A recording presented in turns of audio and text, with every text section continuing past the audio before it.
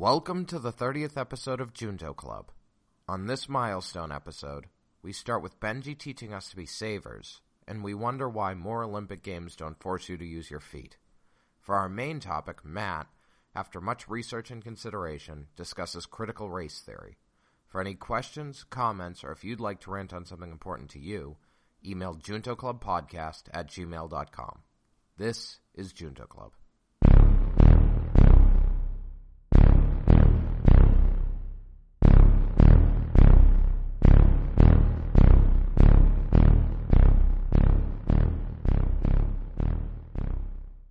Junto Club.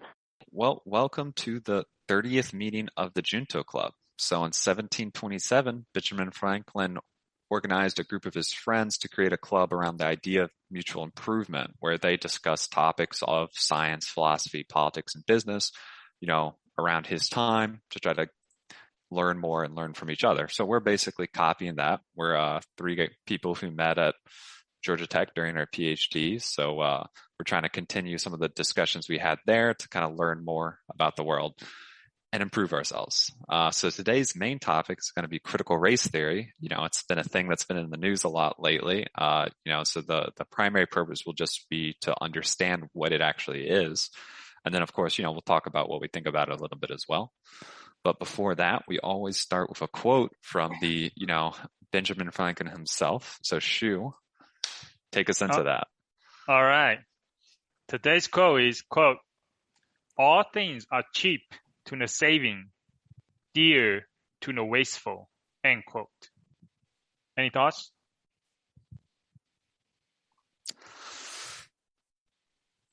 My first thought is, isn't it backwards? Like people who want to save stuff are treating them like beer, and people who are wasteful just think of them as cheap and pointless. Yeah, that's why. Same idea. And that's why I'm a little bit confused too. So that's why I want to ask you guys tonight. What do you think? I'm just going to try to read it from the document. All things are cheap to the saving, dear to the wasteful. Could you flip the logic around and say like, someone who waste something, they are using it, right? So maybe it's kind of like, they eat a dessert, right? They get a cake and they eat most of it in one night, right? And you could say that's wasteful, but they are like enjoying it, while someone who saves it, it's not like, I guess they value the pleasure of eating it less. So it's cheap. I'm stretching here, but maybe it just seems backwards. Maybe it's not from the perspective of the people, right? Like maybe people who are wasteful, yeah, they eat the cake and they don't appreciate it, but then they don't have it, right? So it is dear, really, okay, money is sort of the thing that comes to mind immediately. So the people who are saving, what's the word he uses? So all things are cheap to people who are saving. So it's I guess the people who are saving have the money to get what they need, whereas the people who are wasteful, they don't have the resources. So I guess so anything is dear to them. That makes a lot of sense. Yeah. Basically, they're broke because they're wasteful. Thus, everything seems very valuable. That's what I'm thinking. Yeah. Nice. That's good interpretation. Even though you are on 10% your brain capacity, I think, today. So, I was going along the same line, actually. I was thinking, or maybe he's talking about the future, right? So if you save, right, in the future, everything that you are able to afford a lot of stuff. But if you're wasteful now, in the future, everything is going to be very costly to you, right? So, nice job, Mike. Nice job. I think Mike solved it. Yes. All right. Many topics. We had a few. So the first. Actually, no. Oh, wait. Sorry. Okay, go ahead. I was going to say first, the IPCC released their new big report. Did you all see that? No. What's the report? What's the IPCC actually? I believe it's the International Panel on Climate Change. Mm-hmm. I think that's, and they do these, I think annual reports about the state of climate change and stuff. And mostly it was generally negative. Things are still getting worse and they want more action. But there were a few nice points or good signs in it. And one that one in particular. So a lot of people were dooming, right? Like being like, oh, because I think they said there's basically no way we're going to avoid like less than 1.5 degrees Celsius warming by like 2040 or something like that. But I saw they were looking at a chart of electricity power added in the US broken down like per year, broken down by type. And in the last, like, fossil fuel based things have been going down since maybe like 2014 or 2015, because there was a surge of natural gas. And since then they've been going down. And the last year, basically no power was added to the grid produced by fossil fuels, period. It was like less than 1%. You couldn't see it on the graph. It was pretty much all solar and wind, which obviously that doesn't get rid of what we have now, right? But I mean, what you add every year, it will accumulate and become a big portion of your grid over time. So I was like, basically what that shows to me is that the economics of solar and wind are looking really good. And I think that's the most likely way we get meaningful change, because governments have not shown the ability to do more than mild action. Why there's no new fossil fuel energy production? The why, I assume it must be economic, right? People are like, oh, I could produce the same amount of power with solar panels for cheaper. There probably are people who are forward looking, like concerned about newer regulations and stuff because of climate change hitting fossil fuels anyway, right? So even if the math makes sense right now, they might be concerned about whether in 10 years, like their investment will get like gutted because of changing public perceptions and stuff. Because I mean, more people are caring about climate change. That's the reality. Yeah. Like it is a trend up that more and more people are considering it an important issue. So it's not great. We're definitely going to have some warming, but there's actually real potential to keep it to like it's probably won't go over 2.5 degrees Celsius, and we could keep it down to like 2 or less if we actually took a little more action. So there's going to be damage and problems, but the world's not going to end. So that's kind of nice. Yeah.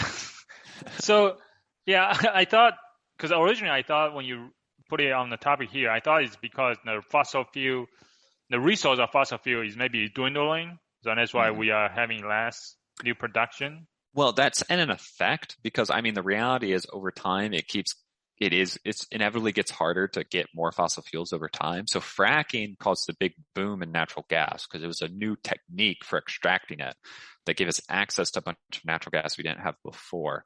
But even that's the same, right? Then we get all the easiest, biggest spots to get it natural gas from fracking, and we start using that up. And then they have to put more effort to find and extract. And that's just always the trend is going to be. It's going to be harder because there's a limited amount. I mean, eventually you'll run out, but I don't think we'll run out, soon enough to address climate change. Yeah. But it does make the economics better over time for green energy. Yeah. Are you care a lot about climate change? I would say yes, that is one of my, higher issues. Oh, really? What about you, Mike?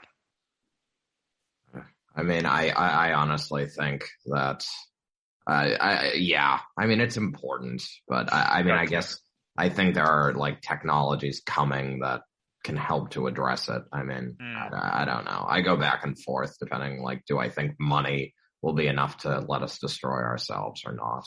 Yeah. I think technology is what's going to save humanity in this case, because the politics isn't going to work fast enough, but it'd be nice.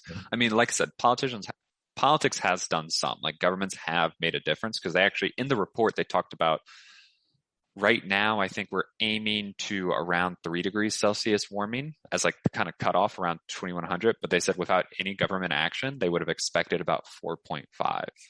So like we have made a difference, even though it's still bad, but like it's not like could have been worse. So yeah, I guess anyway. my question, the reason I asked that because somehow I cannot get myself to get really interested in climate change, right?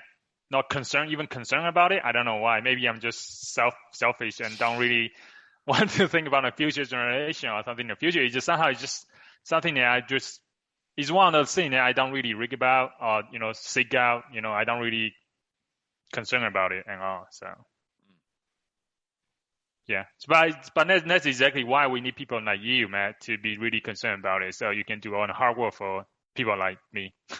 Yeah, well, I don't know if there's much work I can do right now, but you can vote in a way that votes for people who don't deny man-made climate change. That's probably the best thing you can do. So, and invest in renewables. That's true. And, buy an electric car, some solar panels, that's helpful too, right? Support the market for green energy. But no, I still love my combustion engine. So yeah. I would never go electric. All right. We're gonna have problems, Shu. No, it's fine. All right, sorry. So, next topic. What were you going to talk about, Shu? Oh, have you heard of anything called Sepak Takraw? So it's spelled as CEPAK and then TAKRAW. Sepak Takraw. So did you click on the link I posted? I clicked on the link. I was not familiar with this name at all, but I think I've seen it once before. It's basically volleyball played with your feet, right? Yeah, and I saw a picture and somehow it just popped out on my YouTube feed, and I was like, "What the heck is this?" And it's like just someone flying in the air and just kick the ball. It's like volleyball. Yeah, as you say, I think it's called kick volleyball. Yeah, so I was like, this is crazy. I never seen it before. I was like, why is this not in the Olympics, right? I mean, I guess I think real volleyball seems better to me, because you can kick it in real volleyball, But this is way harder. It is, right? But I mean, just because you make it harder to do something basic, it doesn't make the sport better. But this is crazy, though, right? Can you kick a volleyball over the net? I can, not cool, but I can kind of just loop it over the net. Maybe not accurately, but I could do it. Yeah. So what's your thoughts on it when you first saw it? You don't. Well, I mean, my impression is like, what the fuck? This is really cool, and I mean, amazing, right? But I guess you don't really care. It seems it's cool. It's a little crazy, right? It's like I said, it's one of those things that just makes it difficult, kind of for the sake of making it difficult. I wonder if it started as soccer players wanting to train or something. Well, I mean, it's Muay Thai. I mean, from Thailand, I think, right? Originating in Thailand or something. So maybe it's a good way to practice your kicks, as a martial artist. So, I mean, Taekwondo people would probably be very good at it. That's true. They probably would be. Yeah. Anyway, so you mentioned that volleyball, in actual volleyball, you can use your feet too, right? So You can. I mean, they don't generally. And I think there are some restrictions about it. You might not be able to actually use your feet to kick it over the net, just on your side. But you can, if you're running to get it because it went really far in the back, you can kick it back to your teammates. That's definitely legal. I don't know all the detail rules, but. All right. That's cool. All right, let's get into the main topic then. Ooh, okay. So, main topic, understanding critical race theory. All right. So I think first of all, y'all should tell me what you think critical race theory is before I try to explain what I think it is. So for me, mainly, I didn't really get into try to study it or read a lot of stuff. I just go through some of the article you posted, but I didn't really finish it because as I mentioned before, I like to stay ignorant so I can ask questions. Yeah, I don't really know what it was about really. I read some of it. I don't really understand clearly what it actually is. So that's why I want you to talk about it. So, Mike, you got any perspective, Mike? Yeah. I mean, basically, I think it's just something I don't know if it's, I mean, honestly, I hear mostly about it in the context of education. So, but I mean, I guess it's just sort of the understanding that there may be biases depending on sort of race, ethnicity, and in the context of education, it's teaching history with those biases more explicitly acknowledged. I think that's a part of it. So I think that's not bad. And it's going to be a little tough. I'm just going to say I definitely have done more research on this topic than any of the ones before, because it can be a little bit of a amorphous concept. Even people who are experts in this would say that. But okay, so I think it helps to kind of talk about how it originated, and there's kind of an original core, and then it's expanded a lot from there to be used in a lot of different ways, which is why it's sometimes hard to pin down. But the origin is basically the fact that post-civil rights movement, there are still significant racial disparities in the U.S. That's a fact. You can't disagree with that. But and then the question began in legal studies about why. Like, why do these racial disparities? Why are they persisting? And specifically, is there some aspect in society and law sort of that is, creating or holding on to these disparities? So they wanted to basically investigate. What do you mean by disparity, like racial disparity? Things like, black people or more black people are in poverty, have more, higher infant, and a lot of things associated with that, like higher infant mortality, lower, graduation rates or college degree rates, and like various things. So anything like all these big metrics for populations that you say are good, there's racial disparities in almost all of them. So there's basically the question is like, why is that? And again, and what they really wanted to look at is like structural racism. So things that in the law and in the systems of society that are kind of built in. So that's kind of the very core.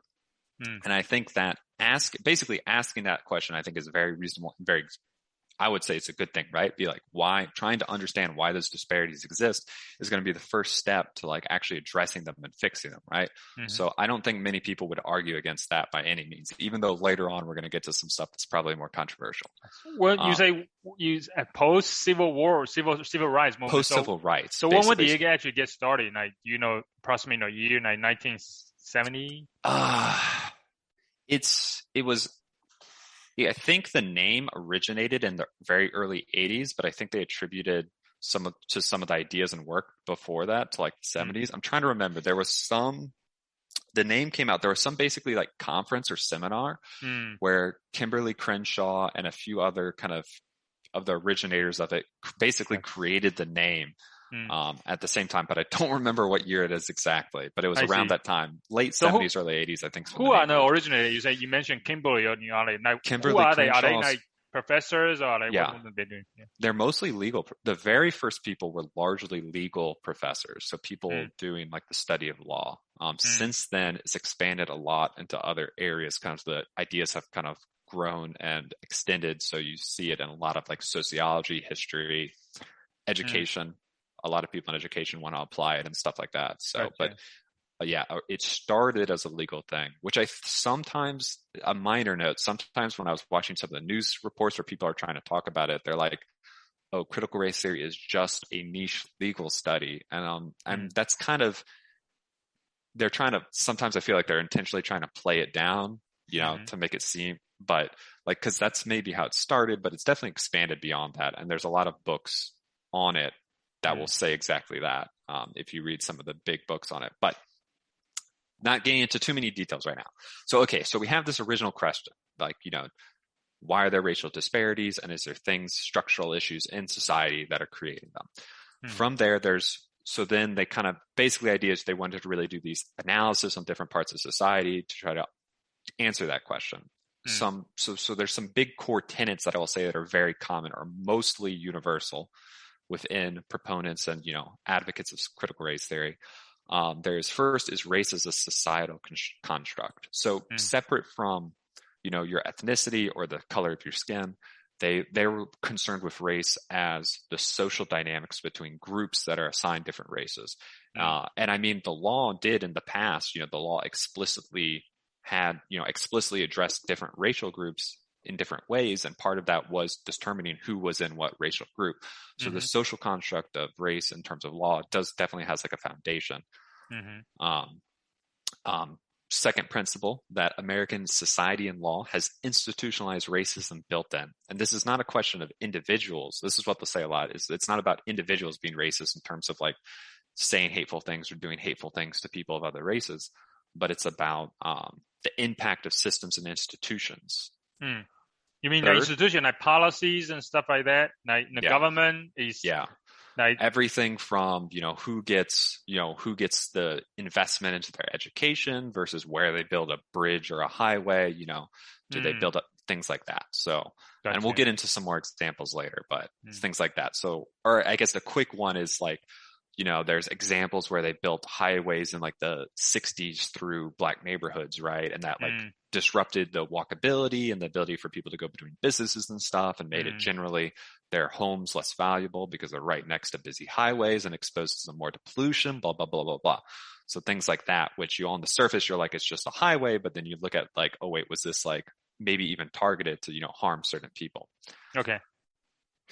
Third, so a big part of the evidence they really like to use is what they'll call lived experiences, or sometimes they call this naming one's own reality, where more than statistical data. So they'll look at statistical data in terms of racial disparities and stuff. But when they're trying to explain and understand why, a lot of this is sort of narrative driven, like I said, lived experiences where the authors themselves or people they've talked to, it's sort of the stories and how they view the world and how things are working. So that's a big source of what kind of drives how they think about things.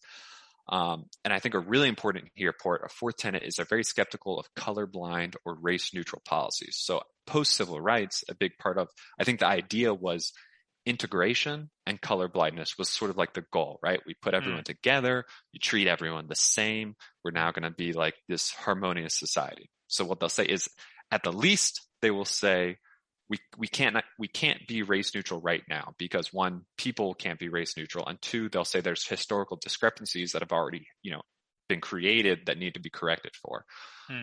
Some will also say that race neutral is impossible, period. So there's no potential future utopia where we don't care about race any more than we care about eye color, right? So but that's a little more debated, but most will say we're like, the idea that we're treating things colorblind right now, they'll say is harmful because things aren't even. So treating everyone as even doesn't help fix the problem. So those, I think, are the biggest tenets. So the four. So the first one is social construct. Race is a social construct, right? But what does the second one is institutional structure, nice, and the third one is like lived experience. The fourth one is a colorblind policy. So I want to go back to the social construct. Like, what do you mean by, why is that important for the critical race theory? So basically,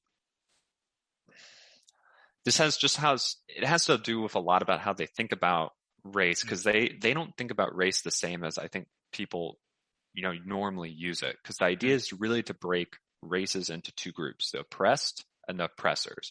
So this is kind of borrowing some ideas. You mean race or racism? Race. Well, race.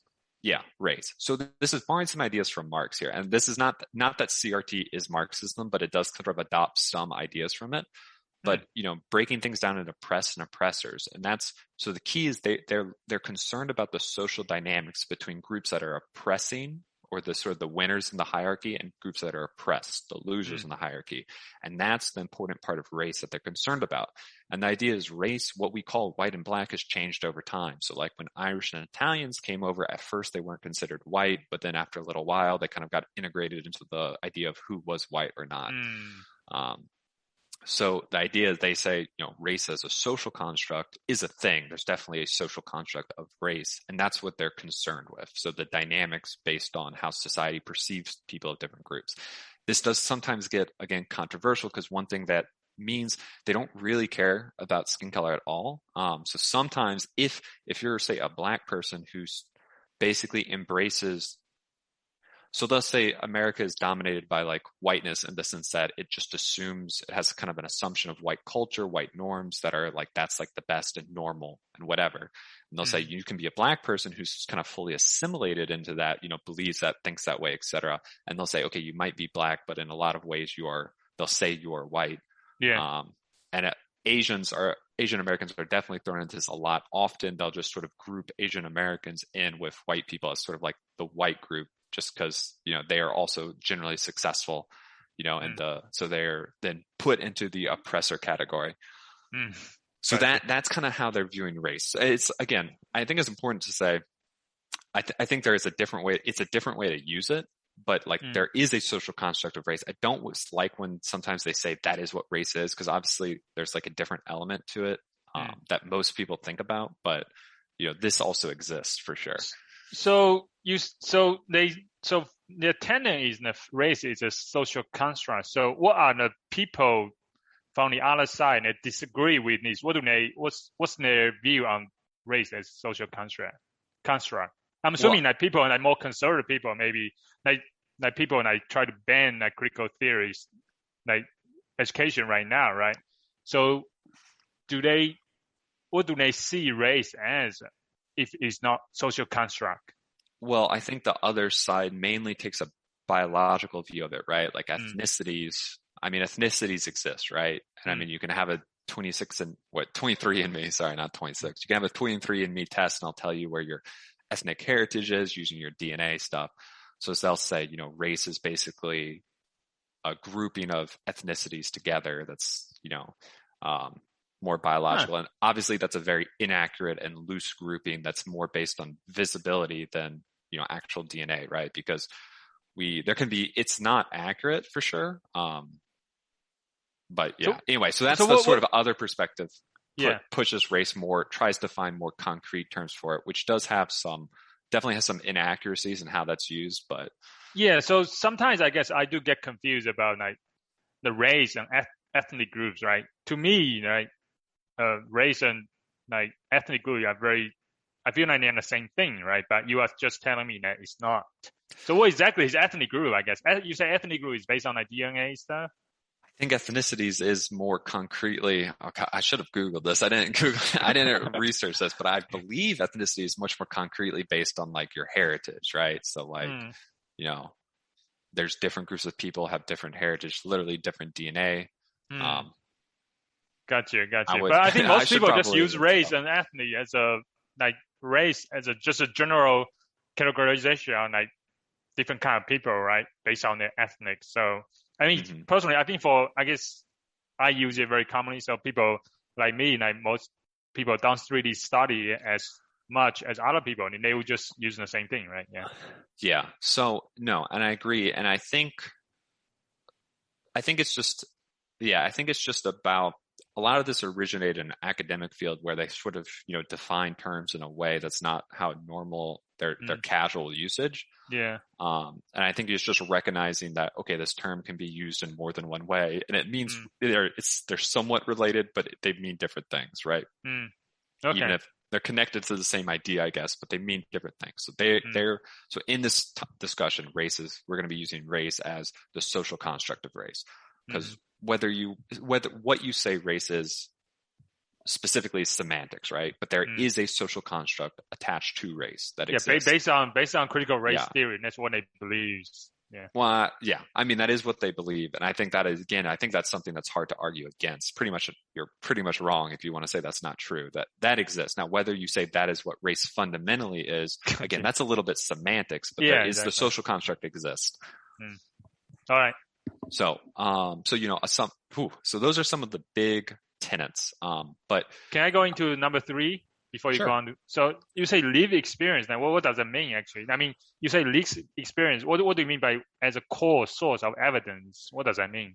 Right. So basically, a lot of the writing and talks and stuff will use the experiences of the author or the person themselves or people they talk to as evidence of understanding how and why a system or an institution is racist and harming people who are, in the oppressed category, generally Black people, but also sometimes Hispanics or other groups of color. So they'll be like, oh, here's a paper. They'll sometimes talk about their own thing, like their experience in the schooling system, right? And things that happened to them that was harmful, and then say, and that's why and then they'll be like, and this is why this racial disparity exists, is because of stuff like this. So there's this really big push for this which is, I mean, it's anecdotal evidence. So there's a big push to use it as a primary argument, basically. Yeah, to me, that just sounds to me a very soft evidence, right? If it's just lived experience, anecdotal, right? It's not really. So why did they do that? Can they not find any data to show that this area of neighborhood is really there's a huge disadvantage because of. I feel like there's a lot of evidence. Why do they have to use lived experience? I feel like that could become a very big weakness, right? Because you can always find anecdotal stories about some specific story to explain your your theory, right? So I do agree with you on that, but I want to clarify something. So they're not using anecdotal evidence to point out that there is a problem. So again, the racial disparities, the evidence for that is easily found and brought up, like the hard numbers. Yeah. But they're using it is to try to explain it, to say, is this institution racist? Or maybe more concretely, because often they'll say, well, the discrepancy exists, thus it is racist. Essentially, they'll be like, the discrepancy implies directly that it is, but they'll say, like, how and why? Like, what is it happening that's causing this? This is when they sort of bring in the anecdotes or the lived experiences to try to explain how and why this is happening, what's creating the disparity. Okay. Yeah, I see. They are not using it to support the disparity actually exists. They try to explain why. Yeah. Okay. And then, of course, and if because you can explain why, then you can maybe address how to fix it. Okay. But I think there is some fair criticism to say, like, this sort of logic is, it's soft. You can use anecdotes to support almost anything, right? I mean, that's just a fact of life. People use anecdotes and stuff to support awful, terrible views and ideas. It's much the same way they weave a narrative based on some experiences that might not be representative of reality or what's normal. Yeah. So I think it is not the greatest method. And there are people who do research into structural and institutional racism that try to take a more statistical approach. I was reading at least one paper where they were like, why are there differences in graduation rates between Black people and white people who go to undergrad colleges, right? So then they're trying to do the statistical analysis to say, like, well, what if we take out the scholarly ability based on grades and test scores? What if we look at, take out family income and wealth? Like, is that what's causing it? One thing they found when they looked at all these factors, they found like which colleges they went to made a big difference, because there's still a moderate amount, not segregation per se, but there's definitely biases where some schools are historically Black, have a lot more Black students. Some schools are mostly white and have a lot more white students. And they found that was like one of the biggest factors in terms of graduation rates. So, that's kind of an alternative approach. You try to take the more objective empirical view, but critical race theorists are sometimes critical of that approach, thinking it's inadequate to basically address the issues. Okay. Okay. So, next thing, I was just going to go a few of the, so that's actually, can you go into some of the controversies like between the people against this theory before you, Okay, yeah. We can skip to, we'll say, the fun part. Let's start with the fun part first. Then we can go give you. We got some. So they have some grounded examples. Let's see. I got some notes here. I'm going through them. So I think a little bit. Sometimes I feel like when I was reading about this, is sort of a Moat and Bailey experience. Are you all familiar with the Moat and Bailey? No, what's that? Okay, it's sort of like I'm not sure if it's fallacy or an argumentative technique. I'm not sure what you'd qualify it as, but the idea is that there's fields there. The analogy is like a moat and a bailey, where you have this bailey field that's hard to defend, kind of in the open.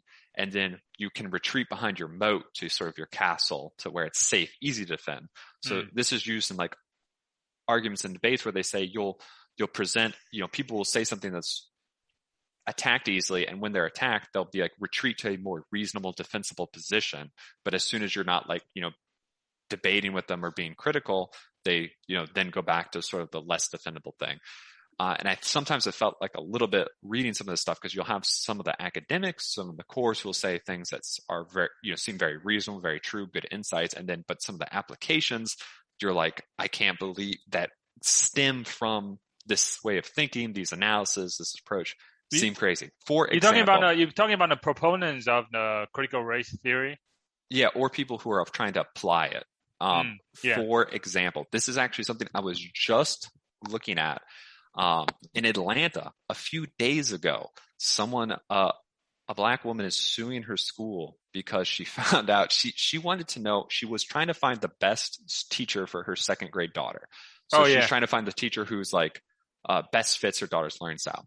And then the principal basically told her, he's like, well, we can't put her in with this teacher that you like because that's not one of the Black classrooms.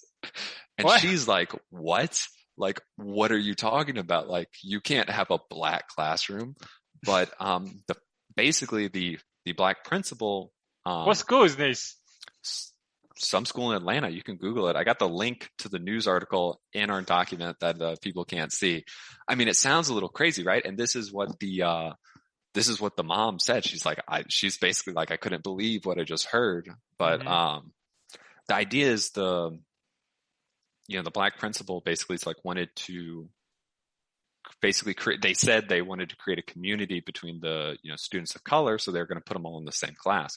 And I hadn't really gotten to this exactly yet, but now this isn't all, but some critical people who try to apply these ideas are basically come around to a pro-segregation mindset, where I think the logic is essentially they don't think that integration will ever lead to equality. They're like, us integrating into quote unquote white society isn't going to lead to like an equal thing. And if it is, it's like, even then it's kind of assumes assimilation into that. So rather they say it would actually be better to sort of have their separate community where they can sort of, do their own thing, embrace their own values and stuff. Yeah. But in application, what this happens is there's instances of this where they're actually re-implementing segregation. So yeah, you're saying in this school, in elementary school in Atlanta, is try to apply critical theory, and then the way they do it is to separate like black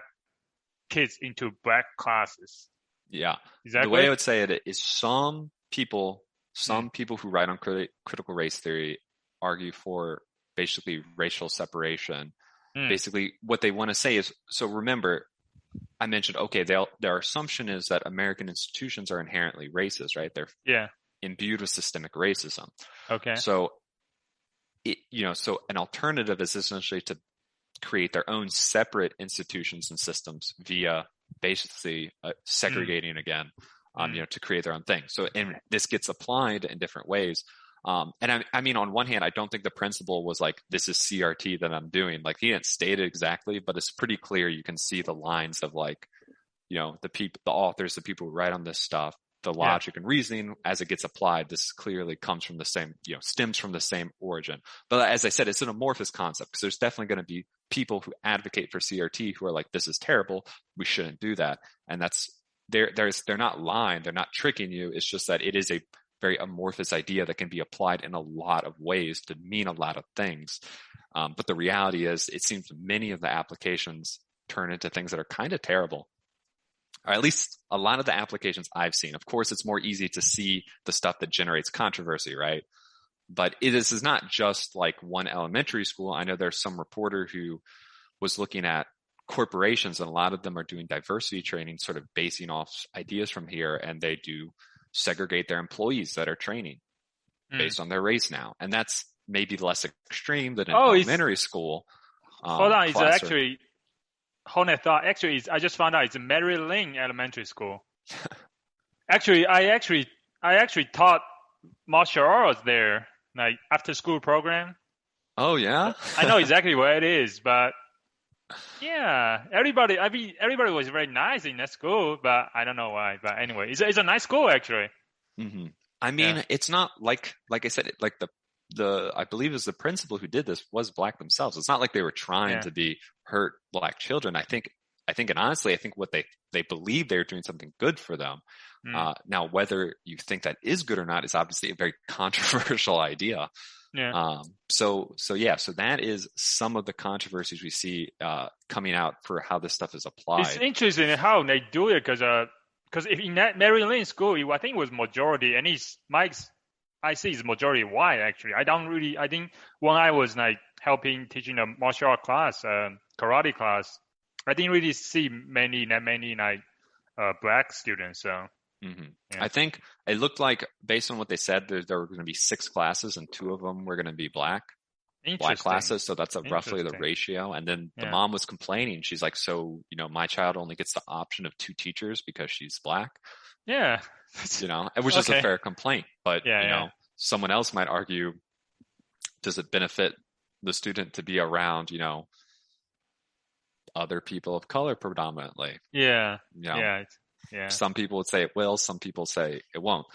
Again, controversial ideas for sure. And also probably illegal. We got to see it play out, but I'm pretty sure that goes against some laws we have. Wow. Not a lawyer. But right. so that's one of them. So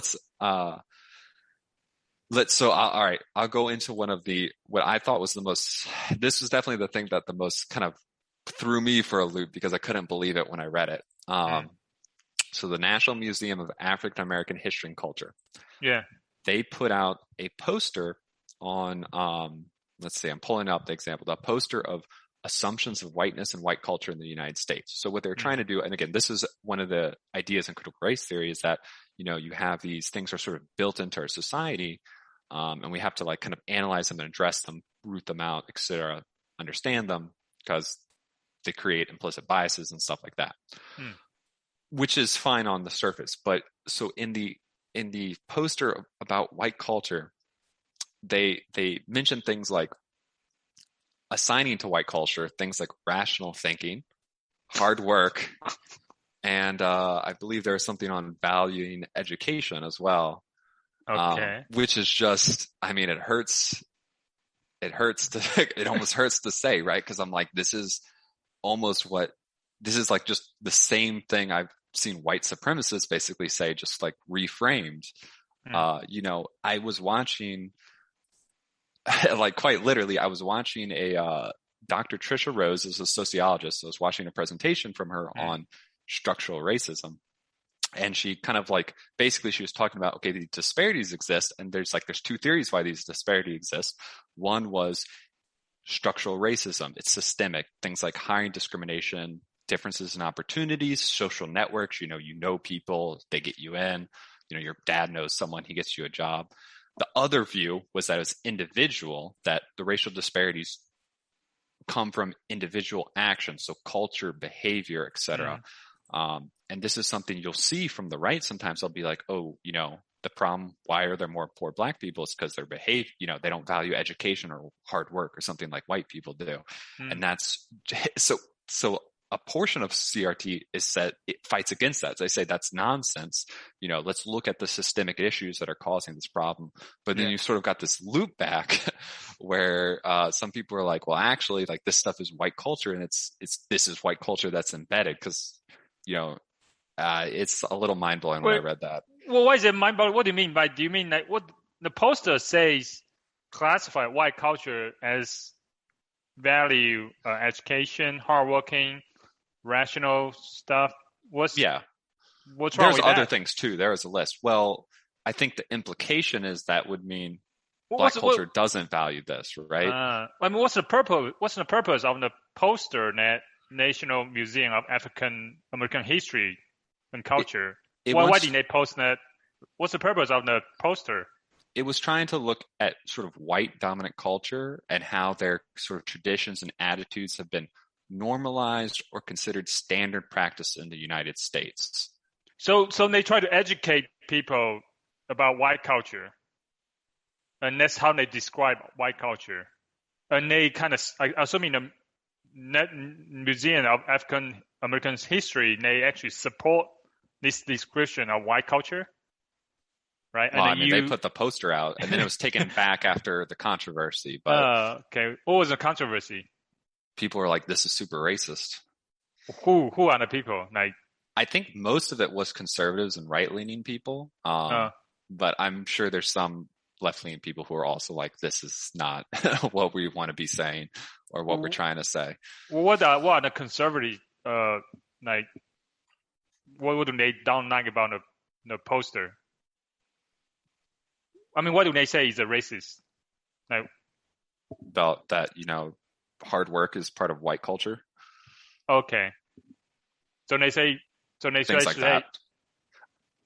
Yeah. Why her use like describe all these characters? Like, isn't that like belong to everybody? Don't everybody value that? Why does it have to be white culture, right? So I think that's what a lot of people would say. Gotcha. Yeah. So I guess the poster you were shocked because the poster kind of implies that the other cultures don't value these, especially black, right? Yeah. Culture. Yeah. I mean, okay. I think it has to imply that, right? If you're if you're trying to describe what's unique or different about white culture, the implication is the other culture doesn't have those attributes. Yeah. which is also, this is why sometimes Asian Americans are thrown in sort of into the group of whiteness now. It's because they'll say, oh, a lot of these cultural values are shared. So they sort of are part of the same, culture and system. Okay. Yeah, that's kind of crazy. So you say that is also based on kind of critical race theory in a way.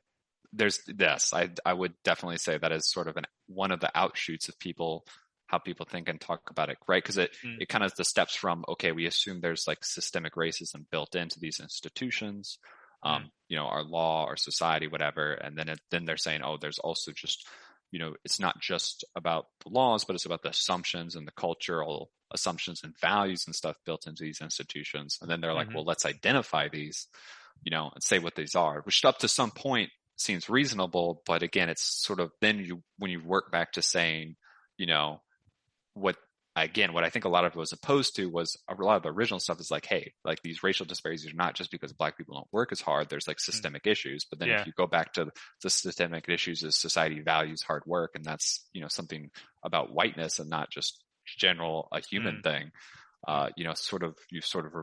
It's weird. I don't. Yeah.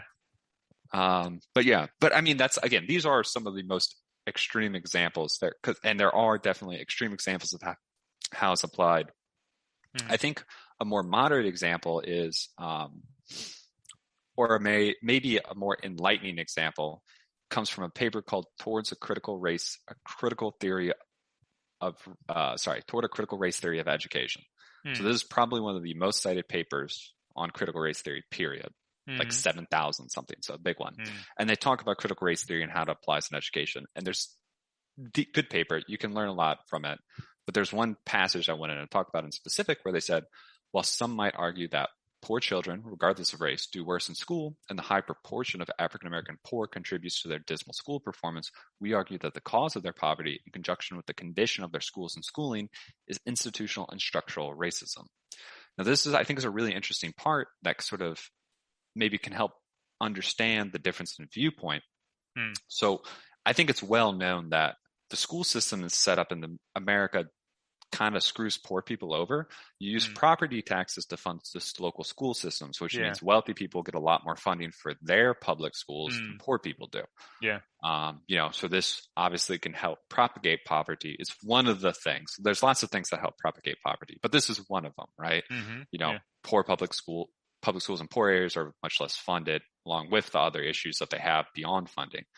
That affects everyone, white and Black people, all races. But their argument, essentially, I wish the paper would have talked about this a little more. I'm glad they at least acknowledged it, but it was sort of like acknowledged and brushed off.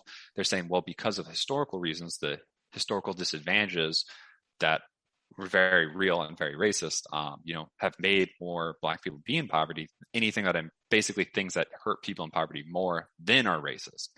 And that is a view you can take. I think a lot of people would say, okay, well, this is like, it's a problem. The disparity is a problem, and the things that hurt poor people are a problem. But if it hurts poor people independent of their race, it's not racist on its own. It's just an issue of poverty. But I think that helps sort of illustrate a little bit that. So when you tie in the historical disadvantages and the fact that, until the civil rights movement 50 something years ago, there were clear legal, basically clear legal harm done to Black people, built into society. I mean, a lot of critical race theory says they're still built into society, but it's at least not explicit right now, right? But like, pre-civil rights movement, it's like literally just explicit. This creates the disparity, and then things that hurt the poor people continue it. So that's a different way to view it. And a different way to view it maybe means a different way to address it, right? If you just want to just fix things that hurt the poor, and then that helps Black people who are poor as well, or do you need to do something specific, for Black communities that are in poverty, which is the bigger priority? So, what I guess besides that, what did the paper suggest? Anything you can do with education? It did make some suggestions at the end. I'm trying to remember them. So it's not so. I mean, the title is Toward a Critical Race Theory of Education, right? So, what is the, so it's still toward, I mean, so it's a critical theory, but it's specifically for education, right? Yeah, it's basically the majority of the paper was explaining critical race theory and how you can apply its thinking to education. But critical race theory is definitely the core of it's more about finding and analyzing problems. Presenting solutions happens, but it's not as clear. There's not a clear, comprehensive, how do we fix this by any means. A lot of people don't really present solutions. They just point out the problems initially. Yeah. So some people, again, some of the more radical people will say like the solution is essentially to recreate institutions. Some people will be like, we just have to like destroy and recreate all institutions from the ground up so that we can create them without these structural racism built in. Some people will say we need basically segregation, again, different institutions for Black people or people of color separate from the white institutions, because I assume they don't believe otherwise they won't be able to have equality, because the other institutions will always be biased. But there's definitely not a coherent or clear, like, hey, this is what critical race theory says how we're going to fix everything. There's just a lot of people who are applying it in different ways to, how they think it will help. Yeah.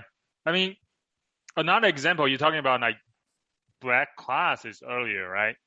I mean, we have like historic Black colleges, right? Those are only for Black students, I guess. Right? They're not only for them, but they're predominantly Black. But so white students can apply to it as well. Yeah, and they do. Most of them have white. And that's why they call all of them have white students. And that's why they call historic Black colleges, I guess. So okay, yeah. So let's go. So in the paper again, you say, what's the difference between the critical race theory for education and critical race theory itself? Is there any distinctions or no? I mean, it's just, well, you can talk about critical race theory. You can either say it was about the law, because that's the very origins of it, or you could just say it's a general thing that can be applied, like a general idea, right? Trying to methods about how they want to analyze and deconstruct different areas and find and understand the systemic racism and address it. And if you take that broader viewpoint, then you can apply it to a lot of different areas. Education would be one of them. So trying to look into the, parts of education that, reasons why education is try to narrow the disparity in educational outcome, basically, right? So, yeah, okay. So talking about education, I think recently, I mean, a big controversy, and it's what I heard in the news, is are like governors, senators, conservative senator, governor, they try to ban like critical theory education in school. And I think one article you mentioned, you posted was like Texas governor, right? He tried to ban like critical race theory. Like, well, what's the story there? I think it's okay. So it's mostly the right freaking out excessively, because I don't think I saw anything about people teaching critical race theory to kids, because it's kind of a hard subject. At least it's, like I said, it's amorphous. It's somewhat involved. It's not something you could easily teach to kids, certainly not younger kids. However, I will say, I think there are a lot of schools that are applying it to their educational practices. So they'll use some of the ideas for justification for doing some things. I know why in Atlanta, Maryland. That being one of the most extreme examples, surely. But I've seen things, glancing through things, people who say tracking, like doing gifted and honors and AP and stuff. They might say like, hey, this is a problem because there's a big disparity between how many, like what proportion of the kids in the school are Black and what proportion of the students in gifted classes are Black. It's usually, much lower. So they'll say this is a problem. Oh, you're saying that people like supporters of like critical race theory, they try to eliminate gifted classes? I have seen that argument that things tracking like gifted classes, further perpetuates disparities. So what the point though is, I think you see education, some people are applying it to how they run the education. I don't think I haven't seen anything about people actually teaching it to kids. Yeah. Banning the teaching of it, I don't think will do anything either way. I guess just converse, maybe they just try to play politics, I guess, just make it I feel like the way they try to ban it and make it more controversial, just make more people try to learn about it and talk about it. You spread, you spread the idea by banning it, right? So that's the best way to spread ideas, by banning it. That's definitely true. I probably would have never bothered reading about it if, there hadn't been the big freak out. I mean, this is just the long list of culture war items. And it's funny because I think, again, there's a lot of ways you can sort of apply and approach critical race theory in a broad sense, and people do. But the core of it, it's almost like, so to me, it's almost so obvious and a truism that is kind of like, okay, like there's still racism in the US, right? Like that's the simplest statement of like critical race theory could be, is like there's still racism. And it's like, obviously, right? But there are people on the right who would argue against that and basically are like, the US is a perfect meritocracy. That those exist. They're silly, but they exist.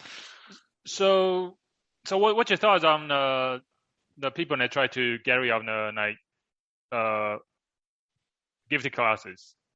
So as someone who was in them, I think that's a terrible idea. I think. Are you saying gifted class is a terrible idea? No, getting rid of them, or any of like the AP honors. Yeah. I think no, and it's an issue if you. Like, I understand the disparities of the issue, but I think the solution is not to take away the opportunity, period. Yeah. It's to ensure the opportunity is available to Black students and students of color in equal terms, right? Mm-hmm. So like, basically you don't get rid of something good. You make sure everyone has access to the thing that's good, is how I view it. Yeah. You don't try to make everybody equal, like, by lowering the average, by lowering the cutting off the top performing student, you make them, you don't try to equalize everybody by limiting the top students, right? That's the wrong way of doing it, right? You just make everybody average. Yeah, and I've seen I feel like I've seen that sort of idea applied in other cases where they're like, basically like just cut off the top to make things equal. And it's like, I don't know if that's the right way in general, in principle. And I think it's good generally, not just for the smart students themselves, but society in general, when smart students are able to, be given a basically more tailored education that helps them achieve more of their potential. Right. Yeah. Because I mean, and it'd be great. It'd be really good if the smart Black students got that same thing, and they should. And it's clearly not happening. So what really helped me actually understand this issue of getting rid of gifted classes, try to focus on the disparity, I think is something from Lee Kuan Yew, the Singapore president we talked about previously. One thing he tried to do in Singapore is that his point is that policy all the time we try to focus on the outcome, right? Because the equality make everybody equal, as an outcome is going to be misguided, because everybody is very different. Individually everybody is different, right? So you cannot really have try to get equal outcome. What you should focus on is to provide equal opportunity to everybody, right? Mm-hmm. So you provide an equal opportunity, and then someone might go faster, and then you give them an opportunity to go faster, right? Regarding their race and stuff, right? So equal opportunity instead of equal outcome. Of course, you should focus on equal outcome as well, because it's a feedback loop, right? You can measure your outcome, then you can going back. But I think a lot of times feel like a lot of people just only focus on equal outcome. They forgot that, try to, and then using that to inform the policy, which could be misguided, getting of the gifted class, right? So No, and that's true. Now, sort of taking the CRT viewpoint, I think the main thing that would be said would be, that sort of assumes an even playing field from the start, right? You say, it's not about outcomes, it's about opportunity, but they'll say, well, the reason that there's these disparities in outcomes is because there's a disparity in opportunity. And again, it's very easy to point to historical examples of hard codified laws that created disparities between white and Black people. It's a little bit more nuanced in modern days, again, because those are less explicit, but what they would say is there's still these some of these things are still built into our society and institutions. But yeah. Okay. So, but I agree. I largely agree with you. And I think a lot of people, even a lot of CRT people would be like, hey, yeah, the important is about opportunity, not outcomes. But what they'll say is we have to look closer to see if things are truly equal opportunity.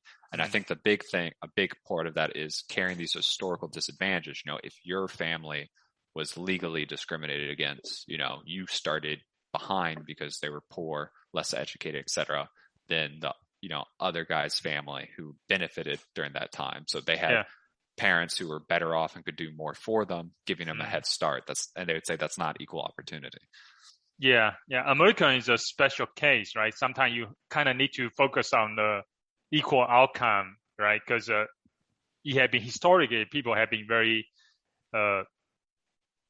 stigmatized, or policy have been very harmful to the Black community, right? So yeah. Summarizing this, in my own view, I think the coolest part of CRT, that these disparities still exist and they're still racist in the society, and we should be asking, why does this exist and how we fix it? Like pretty much hard to argue against. It seems like obviously true. You can't really deny it. The methods about, things like lived experiences, I'm a little like, I don't know if that's the best way to go about it. I mean, I'm biased as a liberal, and two, someone, who's done academic papers and stuff. I'm definitely biased for the, we should do statistical analysis side, but methods are methods. The end result actions also been it's not necessarily clear that we've seen a lot of good ideas about how to address it. Is still a little skeptical. So, but in the end, if someone says something CRT, I think the biggest thing is you just have to, it's used so broadly. It can be applied in so many ways. You just have to say, okay, you're basing this on critical race theory. Sure, what do you actually want to do then, right? And then you have to address the actual concrete point. Well, yeah, true. Mike, you've been great this discussion.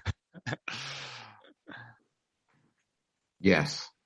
Yes. No. Nice. Well, you only had 1 hour sleep last night, so you're good. No, you're still standing, so. In some ways, it's analogous. It reminds me, on multiple levels, it's reminiscent of Marxism, but it reminds me of how they sometimes will point out what we'll say are real problems, things that we would like to fix in society. But then I'll say, but socialism is a terrible idea and is not what we should do. We've talked about this before, but it's there's ways to address and improve these things in the capitalist society. So it's sometimes it's someone can be good at pointing out a problem, but bad at finding a good solution. Oh, that's what CRT, critical race theory, remind you of? Sometimes it seems like that to me. Again, but like I said, there's a lot of people applying it in different ways. So there may very well be some really good ideas about what we could do. But it's easier to find the crazy ones. Yeah. But in the beginning, I think you mentioned critical race theory. The purpose of it to study why, right? It's not to why disparity exists. It's not to propose solutions, right? So. Well, that's the core, what I would say the most core point at the origin. I think most would say right now, most of the things I saw trying to define it in the broader sense would say it's not just understanding why, but trying to then use that knowledge to sort of create a more equitable society where oppression is basically phrases try to create a new society where there's not oppression is one way I've seen it phrased. So there's definitely a call to activism within CRT. Actually, can you talk about redlining? I think you put it on here, but I actually don't know what it is. Oh, redlining was it was a historical housing issue. So it's something I think the actual term was banks or other people would take a red line and circle neighborhoods. And I think one of the examples was they would charge them. It's basically they'd circle a black neighborhood and be they have to pay a lot more for loans, have higher interest, things like this. So redlining was largely in the realm of housing, basically discrimination applied to black communities that, hurt their ability to build up wealth and stuff. So that's one of the concrete examples.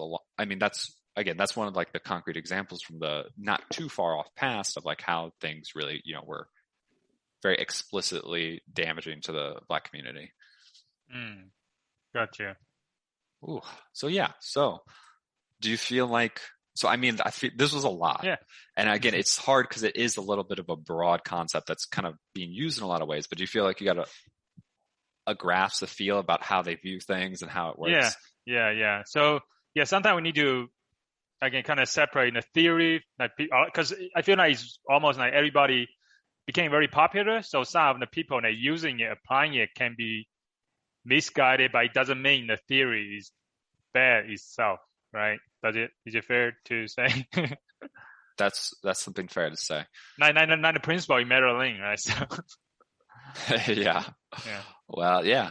Well, I'm sure you could find critical race theorists who agree and disagree with the principle from Mary Lynn. So. Gotcha. Okay. Yeah. I mean, not to go too far off, but do y'all know Clarence Thomas, the Supreme Court Justice? Yeah. So he's generally one of the most conservative justices, the only Black one. And he is, like, if you look at some of his writing stuff, he is against affirmative action almost in a pro-segregation way. Like, I haven't like in-depth studied him, but he's had like some comments, and basically I think he's sort of like a pro, like, he basically has said, I think, that he kind of regrets the affirmative action that he was, had applied to himself when he got into like law school and stuff. I think he said someplace that it was the issue of separate but equal wasn't that they weren't in class of white students. It's just that classes weren't equal with white students. So he almost explicitly is kind of like a pro, like, we should have, Black schools and Black institutions, to build each other up versus, just hoping to integrate into the white institutions as a way to have them give us sort of almost, he looks at it as a paternalistic, like almost handing us like, equality and like some sort of savior complex is some of the way he's like described it. Which is an interesting view. Yeah, what do you mean by Black and white students or classrooms are not equal? So I mean, a big part of the civil rights, was like the whole, in the past we had segregation on the grounds of separate but equal. You have separate classes, separate train cars, buses, or areas, but the idea was they weren't equal. So that was part of what, tore down a big part of why segregation was removed. It's like, hey, look, these are clearly not equal. So separate but equal apparently can't work. Yeah. But, some people would still say, actually, the issue was more about it's not about fundamentally being separate. It's just they needed to be made equal. Okay. It's just it's a radical view. So even though he's a conservative justice, this is usually associated with a very radical kind of left wing like view, but that is something people think. So he won like special like Black institutions for Black students, right? Yeah, basically. I mean, again, you should read some of your own, but like I didn't study Clarence Thomas a ton before I came on this podcast. I don't want to say too much about what he believes, but this is what I've seen written about him. And that's your interpretation of him, not exactly what he said. So what's your thoughts on affirmative action then? That's a good question. Let's see. God, I mean, my first thing is it like seems like a decent idea in moderation. But there's definitely examples where it gets weird, right? Yeah. Like yeah. Yeah, a lot of Asian parents try to sue the Harvard University, right? Say, hey, you are using affirmative action to discriminate against Asian students, right? So. Yep, that's one of the potential issues.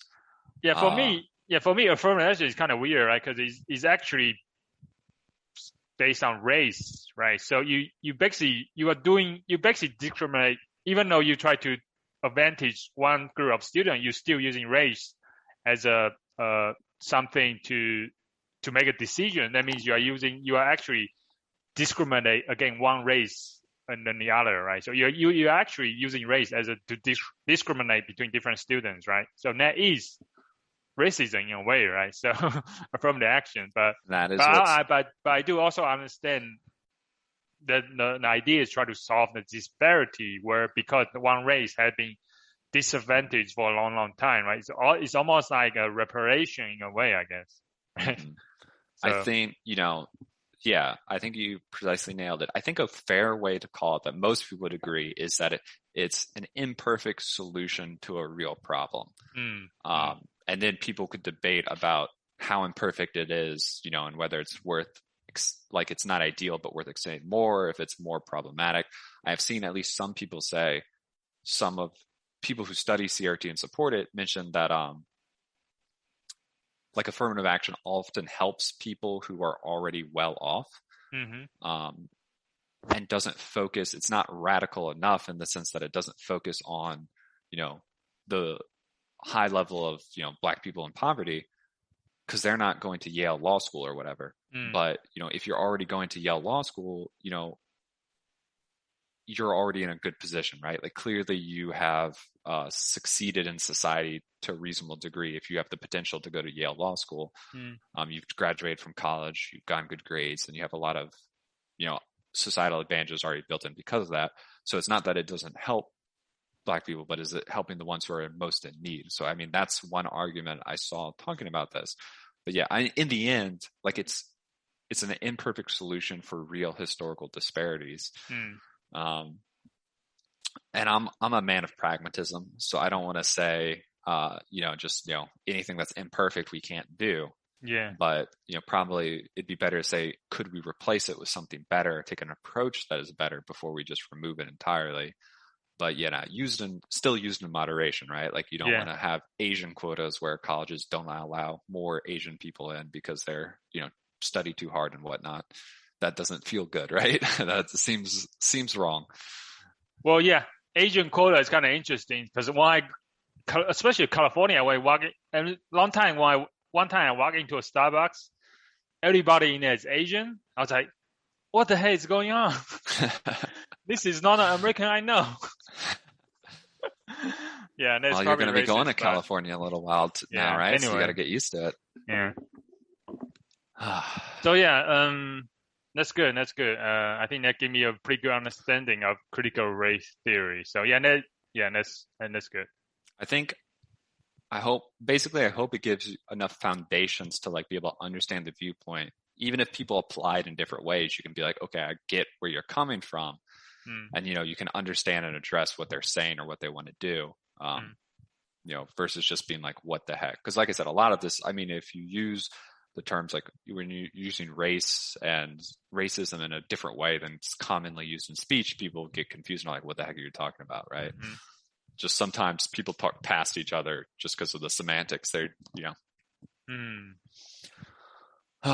But yeah, so I don't know. Republicans are going to keep banning something that wasn't being taught into schools, which, if anything, they should be banning the application of its ideas in education in terms of how like teachers and principals organize stuff. If they really wanted to get at it, I'm not trying to give them ideas or anything per se, but like, I think they're missing the mark, but I also don't think they spent much time or energy trying to understand what it is in the first place. So, well, Georgia governor, can definitely, do something about Merrill Lynch situation, right? So, yeah, that's a situation. All right. I said, that's pretty new. I don't see how the outcome comes anything besides this is clearly illegal, but that'll be interesting to see. Because like I said, this is the most extreme case, but we have seen more and more instances of people basically segregating stuff. Like I think it started with like college, like clubs and organizations, right? Being like, this is like a, Black POC place only, no white students allowed. And that generated, I saw this like 5+ years ago, and that would generate some controversy, but it's kind of like whatever. It's like a college isolated thing, right? But like, it's a big difference when it comes to a public school. Yeah. Mm-hmm. Yeah. Because you actually determine, school is, especially elementary school, right? You actually really determines the student's future, right? So you're going to have unforeseen or potential very big impact, right? So. I would love to see the court case if the people argue like, we were doing this for the benefit of the students, right? Because I think they were like, I don't think this was done with malice intent. But is that going to be taken into account, or is the court going to be like, yeah, maybe this is actually okay, or are they just going to be like, this is hard against standard law? All right. Anything else? That's everything I had to say. That's good. All right. Mike, any closing thoughts? I think I'm good. All right. Yeah. Good job, man. Mike's like, this sounds too controversial for me. I have a job. I want to ensure I don't lose. So I'm just going to pretend to be tired and not say anything at all. Yeah, no, I mean, I'm all for data. I think a lot of the points you brought out with data supporting, I agree with. It's, I guess, and I think, as you said nicely at the end, the solutions are imperfect, and almost any proposed solution, I think, currently is just a minefield that's going to get your leg blown off by one side or the other. So, yeah. One thing, actually, personally, for me, I really interested in these like race discussions. Now, even though sometimes it can get really, I guess, dark, because especially you will talk about lynching back in the day, right? But right now, I think race discussion, I think is good, because coming from China, right, we don't really talk about race at all because there's no really race to talk about.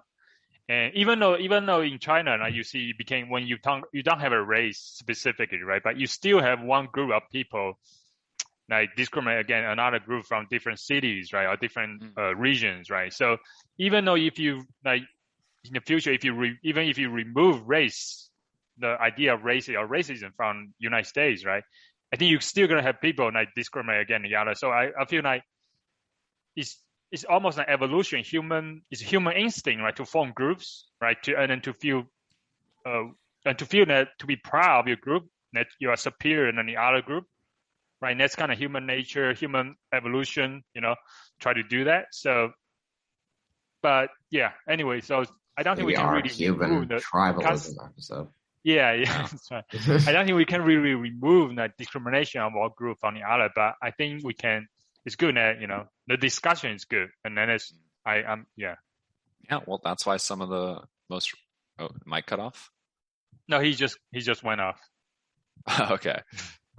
Anyway, so I think that's sort of the thesis or the origin of the more radical thinking about maybe we do need separation, more segregated stuff, because they say it's tribalism sort of implicit to human nature, and can we ever really fix it, right? Is the colorblind utopia, forever a dream, even if we can't do it now? But yeah. You can't really. It's kind of like utopia, right? Because even we didn't remove race, you're gonna have one group class of people. I mean, it's a tendency for people to form groups, right? Anyway, so yeah. All right.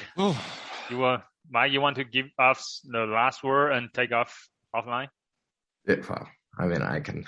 Yeah. Basically, I think, like we talked about it, it's a hard problem because people will sort of, as we talked about a couple episodes ago, sort of form those groups, and I just don't know that there's like perfect solutions like offered now. So all right. So. I'm surprised that Mike, you were actually listening. I was surprised. Oh no, I listened. It's just I listened. It's just yes. Nice. It's controversial enough, and I'm far from an expert on it, so I just don't need to say anything stupid. Well, if you're listening to this and very upset, I did my best to give a good faith presentation of what it was. So. No, I felt like you did a good job. That's why I didn't necessarily want to enter in with anything where I'm just like, this is my sort of 1 hour of sleep, unreasoned opinion or unreasoned thinking. Yeah, gotcha. So, all right. I guess before I take us offline, Shu, do you know what you're doing next week, or wait? I think we're going to talk about crypto applications, like application of cryptocurrency, blockchain, basically. I think a lot of people just talk about Bitcoin, and that's pretty much it in terms of cryptocurrency, but there's a lot of things you can do with the fundamental technology. So I'm going to just give a brief overview of what are the interesting stuff that's happening in the crypto universe. Basically, a lot of innovative ways to scam people. Exactly. The cryptocurrency bubble is already, blown up. You got to be at the top of the pyramid scheme. That's the right. next application of the technology. Yeah, exactly. Shoe coin. Stay tuned. All right. You mean your shoe NTF? Yeah, exactly. all the NTFs for all of your greatest statements and quotes. Yeah. All right. All right. Well, sorry, NFT. I got that backwards. Mike, all right, you can cut it. It's offline. All right, I'm taking us offline. All right, we'll see you next week. Junto Club.